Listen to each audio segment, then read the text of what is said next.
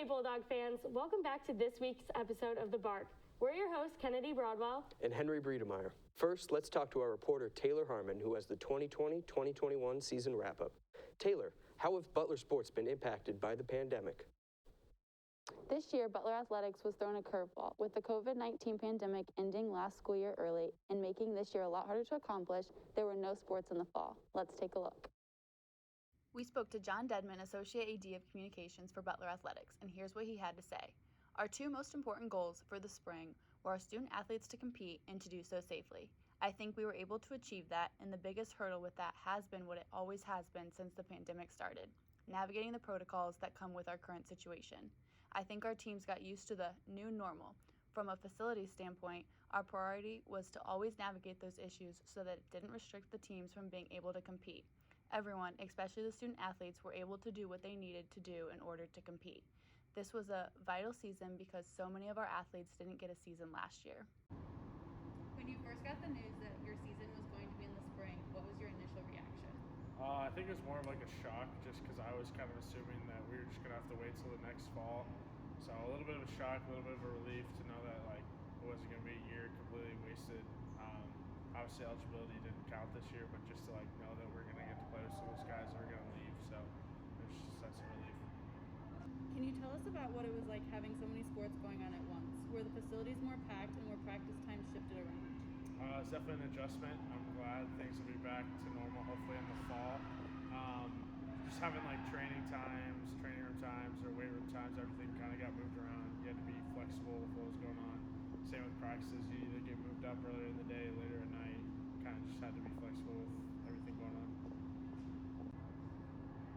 What did the first semester look like from a training perspective since your usual 12-game season was cut down to 6 for the spring? It was a little weird, but we just had basically what a spring model would look like. So lifts throughout the week, conditioning throughout the week, and then 3 practices, so Monday, Wednesday, and Friday, and then conditioning on Saturdays.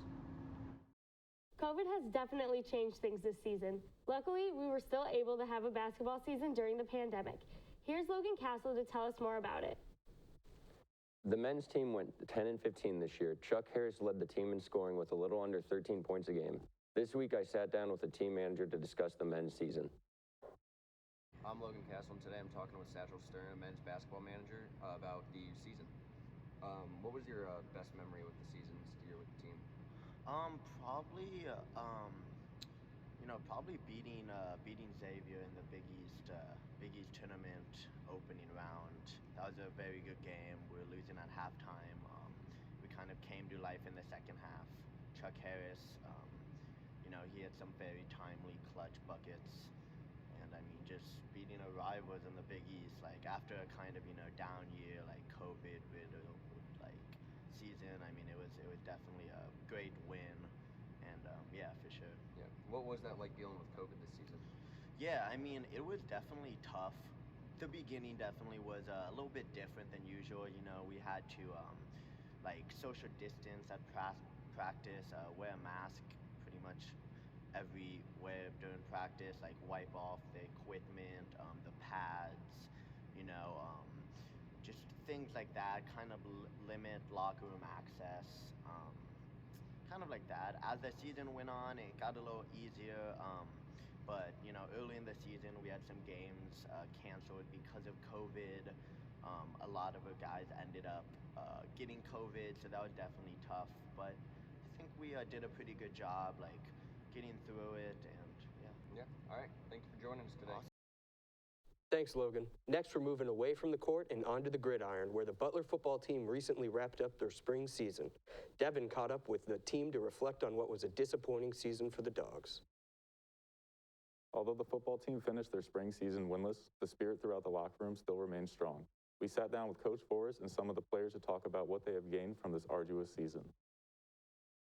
The Butler University football team concluded their spring season on April 17th with a 28-18 loss at Morehead State, finishing their season with an 0-6 record. Although the Dogs were unsuccessful in winning a game, most contests came down to the end, where the team struggled to close out contests. A key factor in the Bulldogs' struggles was his inexperience among their players, as the roster only included one senior on the team. Butler football head coach Jeff Voris says the team knew that the chips were going to be stacked against them. We knew we were young, up against the 8 ball a little bit. We were going to play a lot of young guys coming out of a fall pandemic season that was a little bit different with Zoom and meetings, no training camp. So we knew that part of it was going to be a challenge. While the season proved difficult for this young roster, this opportunity for the underclassmen gave them in-game experience beyond their years. Redshirt sophomore quarterback Nick Orlando says this experience will help the team going into next season. I think the season was a great learning experience for a lot of those guys. The record doesn't show it, obviously, but a lot of those guys will use that experience they've gained this spring, and I think we'll carry it over to the fall. The reward of that part of it was the opportunity those guys got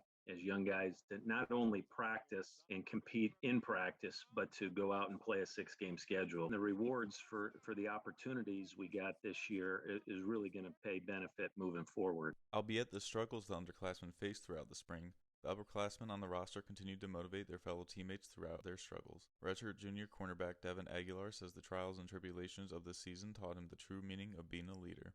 As a captain or a leader on the team, you don't really have time to be sad for yourself or be down on yourself because other people are looking at you. And if you're down on themselves, then they might be down on themselves as well. So always keep your head up, always play the next play.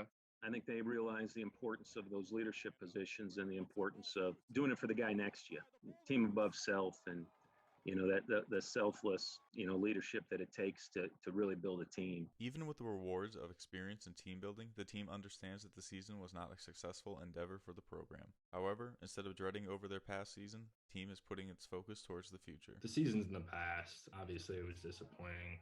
And the goal now is to just get better. And in order to perform in the fall, it's up to our guys and myself to determine if they want to have another disappointing season or not. The program will enter a brief hiatus before beginning summer workouts leading into their August training camp. The team is likely to have full access to facilities and minimal restrictions on team activities. With the return to normalcy on the horizon, the Pioneer Football League is expected to conduct a full season come next fall, giving the Dogs a full and unaltered opportunity to make amends for their lost season. For the Bark, I'm Devin Abel. Thanks, Devin. Football may not have had a winning season, but one team did, and that's women's soccer. Women's soccer ended the regular season 8-1, first in the Midwest Division. Let's bring our reporter Caroline Crosby to learn more. Women's soccer had an overall 10-2 record after falling short in the Big East Championship game against Georgetown. I spoke with Anya Savage and Katie Soderstrom to learn more about their memorable season and what it was like playing in the Big East Championship. This year's Big East Conference was divided into 2 divisions, the Midwest and the East. Butler competed in the Midwest Division alongside 4 other teams where they finished first. I would say splitting the conference, it's tough not being able to play teams on the other side. And it's a different conference too with teams that are on our side. And going to the Big East tournament, playing UConn, we haven't played them like we played every team twice. So that was a big challenge for us. Yeah, our coaches do a really, really good job of preparing us with just the information that we need to be successful. The formations that they play are like key players that we need to be aware of. They just let us know those things ahead of time, like a couple of days before. We actually spent about a week preparing for UConn just because of the way, like we had time to do that, but normally we spend 2 to 3 days preparing for each opponent. The Bulldogs went on to beat UConn 2-1 and would face undefeated Georgetown in the championship where they fell short in overtime. I think the main thing was like we took the game at the very start. I thought we had the game, and then they had that one chance that just went in right away. And it was kind of like that momentum killer. And then after Katie scoring that beautiful goal, what do you call it? It was like we're still in it. Like we were still fighting, like we were still in it tied, and then going into overtime was huge. Despite their loss, this season was one to remember. Savage and Soderstrom led the Bulldogs offensively, but say they wouldn't have had the success they did without their teammates. We actually had like so many players this year that like really stepped up. A lot of underclassmen, like our freshmen were really good this year, and just like taking a little bit of that pressure off of both of us. The Bulldogs are only losing 2 seniors this season while maintaining their dominating core group of players.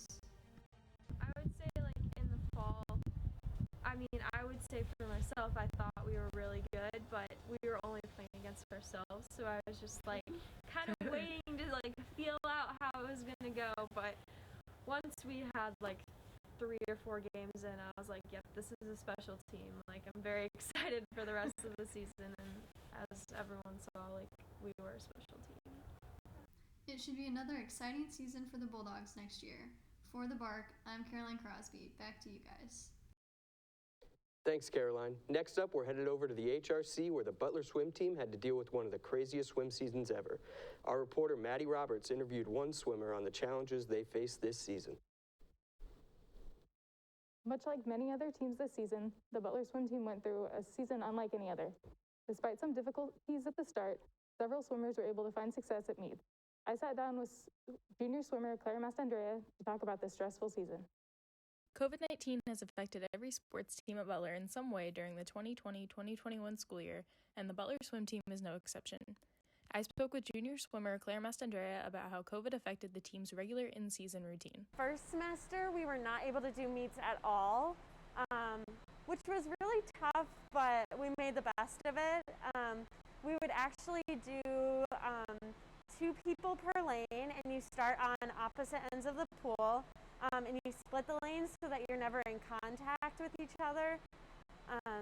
We'd wear our masks whenever we could. We had, I think, 4 in dual meets and then Big East. So they did a lot of testing before we went. I thought the athletic department handled that really well and made sure that their athletes were safe where they were going and then coming home from that. And Big East, we got tested before we went twice and then while we were there once. As this season comes to an end, the Butler swim team hopes to get back to a normal schedule in the 2021-22 season. For the Bark, this is Maddie Roberts. Maddie, now we'll see a recap of Butler baseball's and softball's performances from this past year. We saw both teams in action over the weekend as they worked their way towards the Big East tournament. David Clark has a recap and season evaluation. It's been a tough ride for Butler baseball this season, who lost 9 of their last 11 heading into a weekend set with Villanova, trying to turn the trajectory on their season around. On the softball diamond, the women have already done just that, winning 6 of 7 before hitting the road to face Providence. After a difficult stretch of the season, Butler baseball tried to get back in rhythm this weekend, where they took on the Villanova Wildcats at home. The Dogs' offense exploded on Friday and Sunday, scoring 21 runs combined. Saturday was a different story, though, as Butler collected just 4 hits and a sac fly in an 8-1 loss. It's been a troubling trend for the offense overall this season, as Butler averages over 9 runs in games they win, but records just 2 runs a game in each of their losses. The Dogs are 9-16 on the season and 4-7 in conference. They'll hope to put together a strong push in the team's final 16 games before the Big East tournament. Over the weekend, Butler softball emerged with a win, a loss, and a tie. Senior Maddie Moore shared her thoughts on the team's return to the diamond this season. Looking back at their season, the best thing about it is just being able to step foot on the field again after a year of the unknown and being able to play with some of my very best friends. Looking into the next few weeks of season, I'm excited to just be able to compete and leave it all out on the field and in hopes of getting into the Big East tournament and hopefully getting a ring. Moore walked off against Ball State back on April 13th and is one of several contributing upperclassmen who have stepped up this season, alongside pitcher Carly Ricketts and second baseman Lauren Fay. The top 4 teams in the Big East qualify for the conference tournament starting May 13th. The Bulldogs currently sit in 5th place with 6 games to go. For the Bark, I am David Clark. Thanks, David. To close out our season in review, we've got Jaden Bertuzzi with the Bark's Players of the Year. Student athletes have all had to work extra hard this year in athletics due to the pandemic. With seasons for sports being shifted around, a lot of adjustments were needed. However, these 2 student athletes proved that it was nothing to them. Despite the COVID-19 issues that come with playing college athletics, these student athletes persevered and had phenomenal success in their respective sports. Women's soccer player Stephanie Rodriguez was able to achieve Big East Co-Goalkeeper of the Year, and on her way to earning All Big East second team, She was 4-time goalkeeper of the week. The redshirt junior will be returning for the 2021-2022 season, looking for revenge after leading the Bulldogs to the Big East championship game, where the Dogs fell short in overtime. Simone Bedard, a graduate transfer track and field distance runner, won United States Track and Field and Cross Country Coaches Association All-American status in the 2021 season.